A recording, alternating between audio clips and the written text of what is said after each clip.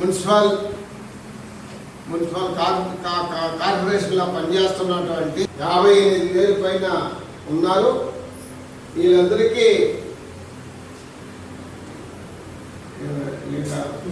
వీళ్ళందరినీ పర్మనెంట్ చేయమని మనం డిమాండ్ పెడుతున్నాం.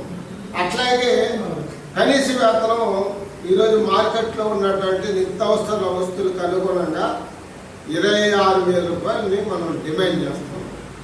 అదేవిధంగా ఇప్పుడు గత ప్రభుత్వం వైఎస్ఆర్ గవర్నమెంట్ ఏం చేసిందంటే కార్పొరేషన్ అవుట్సోర్సింగ్ కార్పొరేషన్ పెట్టి దాంట్లో మనల్ని విలీనం చేసినారు. దాని ప్రకారంగా ఏంటంటే మనకు జీతాలు బాగానే మంచిగానే మన సర్వీసు లెక్క అవుతుంది. చంద్రబాబు నాయుడు కూటమి ప్రభుత్వం వచ్చిన తర్వాత ఇప్పుడు అవుట్సోర్సింగ్ రద్దు చేస్తామని చెప్పి వాళ్ళు క్యాబినెట్లో డిసైడ్ చేసి ఆబ్కాస్ని రద్దు చేస్తామని చెప్తున్నారు.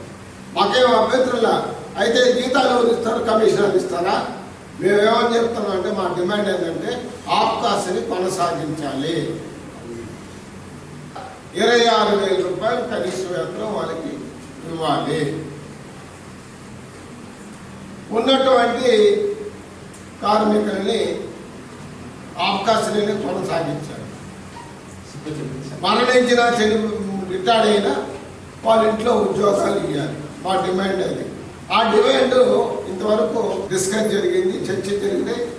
మళ్ళా ఈ నెల 27వ తేదీ మున్సిపల్ మినిస్టర్తో మాట్లాడాలని వాయిదా అయింది. మేము వాయిదాలు ఏమని మేము చెప్పాలి.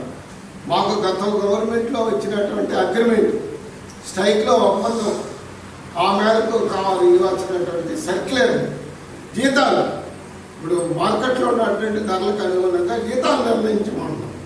ఆ జీతాలు కూడా 26,000 రూపాయలు నిర్ణయించి వాళ్ళకి ఇవ్వమని పర్మనెంట్ కూడా ఎందుకు ఇవ్వమంటున్నాము?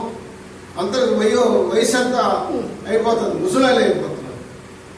రిటైర్డ్ అయిపోతే ఒక 90% వాళ్ళకు ఏమి రాదు.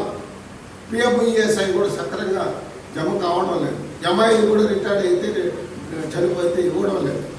కాబట్టి తక్షణమే మరి గవర్నమెంట్ మున్సిపల్ కార్మికులకి డిమాండ్లు పరిష్కారం చేసేదానికి ముందు ఉండాలి. లేదా భవిష్యత్తులో తీవ్రమైన ఆందోళనకి దిగడం జరుగుతుంది. అదేవిధంగా ఇక్కడ స్థానికంగా చిత్తూరు మున్సిపల్ కార్పొరేషన్లో పనిచేస్తున్నటువంటి కార్మికులు సమస్యలు ఉన్నాయి. ప్రధానంగా సమస్య ఏంటంటే యూనిఫాము, సబ్బులు, నూనె, చెప్పులు అవి పెండింగ్ ఉన్నాయి. అది మొన్న తెచ్చినారు. మేము ఆందోళన చేస్తామంటే తెచ్చినారు, కానీ ఇచ్చేదానికి మరి ప్రభుత్వం మా అధికారులు ముందుకు రాలేదు. వెంటనే వాళ్ళకి నూనె, సోపులు, యూనిఫామ్ ఇవ్వాలని కుట్టుబడి కూడా ఇవ్వాలని చెప్పి డిమాండ్ చేస్తున్నాం.